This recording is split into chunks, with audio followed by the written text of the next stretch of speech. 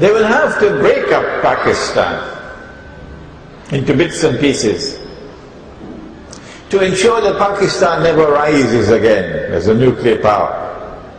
So part of Pakistan going to India, another part going to the greater Afghanistan, another part becoming the independent state of Baluchistan, and the rump that remains under Indian hegemony. They don't like the government in Iran. They don't. Yes, it is a Shia government, you don't have to tell me that, I know it. But they don't like that government in Iran. And they want to do to Iran what they did to Afghanistan. So they can put a Karzai in charge of Iran. And that would be a truly Shia government that they can then use and exploit for their own purposes against the Sunni world. They can't do it with this government, because this government is sincere in its denunciation of Israel and its wickedness. This government in Iran is sincere in its support of the cause of the oppressed Palestinian people. To believe otherwise is sinful. So they would have to attack Iran and bring down this government, as they did with Afghanistan, and replace it with another government like Afghanistan, a Karzai government. And then we will see the fulfillment of the hadith. The Dajjal will be followed by 70,000 Jews from Isfahan wearing the Persian shawls. Once Pakistan's nuclear threat is removed, which should not be long from now, we can then expect the big wars to take place. Israel flexing her muscles. And as a consequence of this, those big wars against the Arabs in particular, we see the fulfillment of that vision of Ibrahim alayhi salam, and this vision of Muhammad alayhi salatu wassalam. And the territory of Israel expands. When you see the territory of Israel expanding, who is doing it? It is Gog and Magog. This is a book I wrote, an Islamic view of Gog and Magog in the modern world. It shows the Sea of Galilee, but the shore, it's an Egyptian girl who designed this for me. The shore is cracked up, indicating that the Sea of Galilee is drying up.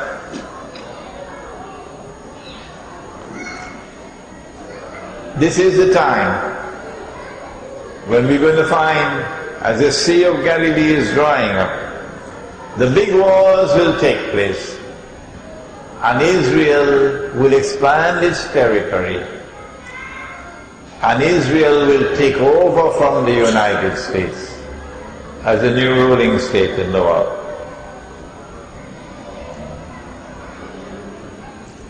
When Israel wages those big wars against the Arabs, you're going to hear CNN and all the television stations, radio stations clamoring that Islam is rising up. Islamic governments now are coming to power. Islam is rising up. And this is going to menace the world. Mankind is in great danger from Islam. These Muslims will slaughter everybody. The Muslims want to rule the world. That's a lie. You're the one who wants to rule the world, not us. And so you're going to have this propaganda offensive. It's coming soon. That Israel has to save the world from the menace of Islam. This is the reality of the Arab uprisings. The appearance was something positive. Yes. But the reality is that it is beneficial for Israel to eventually fulfill its long-planned mission of ruling the world. And when Israel rules the world, you know what will happen after that. I want to leave time now for question and answers, but before I do that, let me end as I began. The only reason that I was able to sit here and give this lecture tonight and explain to you the reality is because I have studied Islamic eschatology, the ilm of akhirul zaman. And if you do not do it, you will be a people who will not be able to understand what is happening in the world. Let me end by saying that the Quran has a magnificent role still to play in history. The Quran has a role to play that will dazzle the world. But for the Quran to play that role, Allah has to choose from among our young men those who will become the scholars of tomorrow when we are in the grave. Maybe one from Kota Damansa. But you're not going to reap, my son, unless you plant. You have to study the Quran, and that may Allah bless you to climb higher, that Allah has allowed me to achieve. رَبَّنَا تَقَبَّلْ مِنَّا إِنَّكَ أَنْتَ السَّمِيعُ الْعَلِيمُ وَتُبْ عَلَيْنَا يَا مَوْلَانَا إِنَّكَ أَنْتَ التَّوَّابُ الرَّحِيمُ بِرَحْمَتِكَ يَا أَرْحَمَ الرَّاحِمِينَ آمين. The question is, what is the role of China in the events which are now unfolding? We said that Israel wants to rule the whole world. But the world is comprised of many people other than Hosni Mubarak, who will bend down faster than anybody else to Israel. And General Pervez Musharraf, who go down and even kiss Israel's shoes. There are those who will refuse to bow and bend. And most important of all is Russia. Russia will not bend to Israel. But the NATO alliance must force Russia to bend. And Russia will not bend. So you don't need a PhD in international relations to know that there is a major conflict coming. It is simple. And in that major conflict you're going to have thousands of nuclear weapons being used.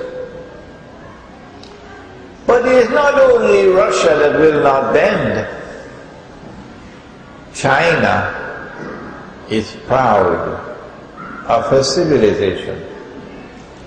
And China has every reason to be proud of her civilization. The Chinese in Singapore will bend down and kiss Israel's foot. But not China. No. China will not bend and bow. And China is a nuclear power. And so we can easily anticipate the Chinese-Russian alliance being restored, and that Iran and Turkey will be part of that alliance, because the Prophet said, alayhi salatu wasalam, that you will make an alliance with Rome. Rome is not Rome the capital of Italy? Nonsense. Rome in the Quran is the Byzantine Empire, Rome. And the Byzantine Empire, which had its capital in Constantinople, has now been taken over by Russia, Eastern Orthodox Christianity. So the Prophet said, alayhi salatu wasalam, that you will make an alliance with Rome. But probably this hadith never reached Pakistan, because they made the alliance with Washington. When I speak like this, of course, the price I pay is that I cannot visit Pakistan anymore. I don't mind paying that price. I don't mind. And so we have a nuclear war coming up between the NATO alliance on one side and Russia and China on the other side. They will mutually destroy each other. This book explains it as the Gog and Magog war.